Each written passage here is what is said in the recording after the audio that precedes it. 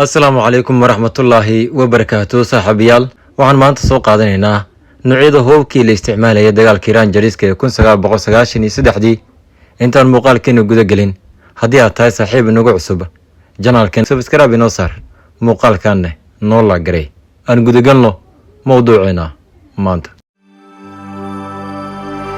waxaan rabnaa inaan halkan ku xusno 11 hub ee ugu muhiimsan ay adeegsanayeen dhinacyadii iska soo horjeeday hubka ay adeegsanayeen labada dhinac ee ku dagaalamayay dalkeena Soomaaliya wuxuu ahaa laba qaybood mid waa la wada haystay iyo mid Mareykanka gaar u ah matalan qoryaha yaryar waxay ahaayeen kuwa laga wada sinaa oo la haystay laakiin waxa laga wada sineen qalabka culus maxaa yeelay Mareykanka iyo dawladaha waaweyn ee ka soo qayb galay dagaalkii Iran jarista sida Faransiiska, Talyaaniga, Canada, Belgiumka waxay haysteen hub culus waxa kamid ahaa diyaaradaha haday yihiin kuwa dagaalka ama kuwa gaadiidka sahanka iyo taakuleenta M4 Carbine qorigan waa qori fudud wuxuu leeyahay kunjeed waxa ka dhacda ilaa 20 xabad ilbiriqsigii waa qorigay u badnaayeen ciidamada sida gaarka u tababaran sida Rangeriska iyo kuwa Delta waa qori fududkiisa uu yahay 2.5 kilogram oo kaliya LMG Light Machine Gun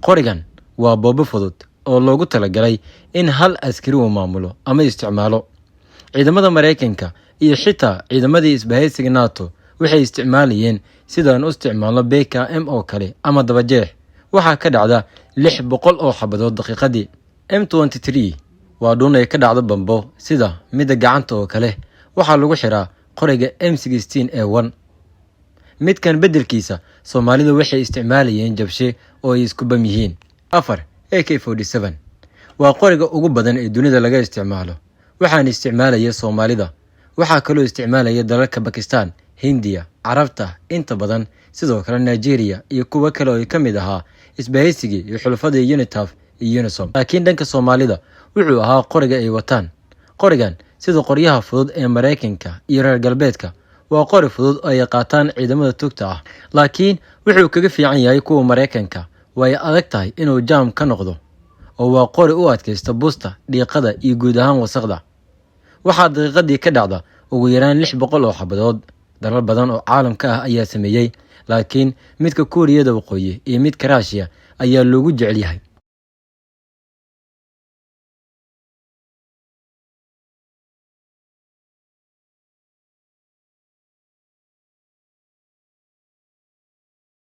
waa uu ka tiira dheer yahay way adag tahay in wasaq jaam ay ka dhigto ama uu istaago sidoo kale waa uu ka dhawaq badan yahay dhammaan qoryaasha kale ee Mareykanka ay soo saaraan marka laga hadlo BKM taasi waxay ka dhigtay inuu noqdo boobaha ugu caansan adduunka xitaa dalalka hubka ka qaata Mareykanka marnaba kama soo tagaan in ciidamadoodu ay u gadaan BKM ama dabajeex waxa uu wataa silis kala duwan ilaa 500 oo xabadood dhan waxaana ka dhacda daqiiqadii 250 xabo Soomaalida inta badan isaga ay u isticmaalayeen booba ahaan muddo badan ayayna isticmaalayeen oo si fiican ay u yaqaanaan ku dagaalankiisa iyo si lamida dayactirkiisa RPG baasuke ama Zeven waa qori laga tuuro bambo ama madfac gacanta laga rido oo caan ka ah adduunka waxa isticmaala jabhadaha iyo ciidamada dawlado badan oo caalamka kamid ah oo ay ku jirto Soomaaliya hubka ugu badan ay Soomaaliya isticmaalaysay dagaalkii Iran jariska ayuuna ahaa waa hubkii lagu soo riday 5 diyaaradood oo kuwa Mareykanka ah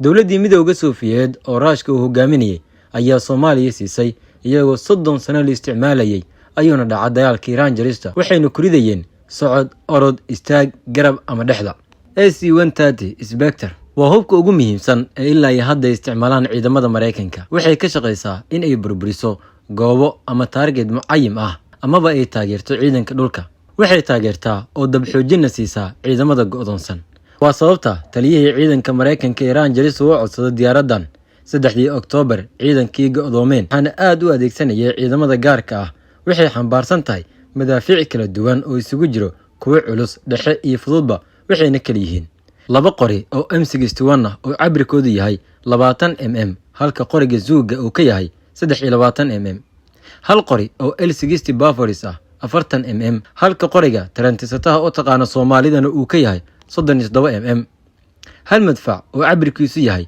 105 waxay isku cabir yihiin jiibka oo ah 106 waxay dagaalantaa habeenkii maadaama ay si fiican wax u aragto. waxay ka soo duushaa meel nabadoon. markay ka soo laabato howlgalkane waxay ku noqotaa halkeeda. waxay kaloo ka qayb qaadataa sahanka maadaama ay habeenkii wax arkayso. dagaalkii Rangerista si weyn ayay uga qayb qaadatay, gaar ahaan 12 Juun ilaa 17 Juun. waxay duqeyn ka geystay habeen walba meelo badan xilli roob u daayay. General Williams, taliyihii ciidanka Rangerista ee Soomaaliya, wuxuu dalka yimid bishii Agost 1993. markii uu yimid wuxuu codsaday diyaaradan waa 3 Oktoobar. MH6 Little Pirate waa diyaarad helicopter ah, waana nooca ugu yar oo ay adeegsadaan ciidamada Mareykanka. waxaa kaloo inta badan adeegsada dalalka NATO ee xulafada la ah. diyaaradan waxaa adeegsada ciidamada duulimaadka diyaaradaha sida gaarka u tababaran ee loo yaqaano Army. waa diyaarad lambarkeedu ahaa Super 6-2, weliba uu waday Jovena, labadii ciidan ee ka tirsanaa Delta, kuna dejisay luuqii cariiriga ahaa ee Wardhiigley si ay u gumaadaan. halkaasna ay ku dhacday diyaaradii koowaad ee lagu soo riday dagaalkii 3 Oktoobar.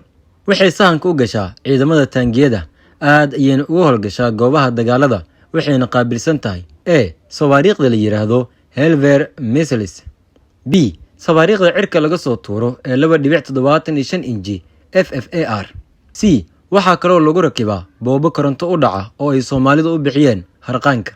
Cobra Attack.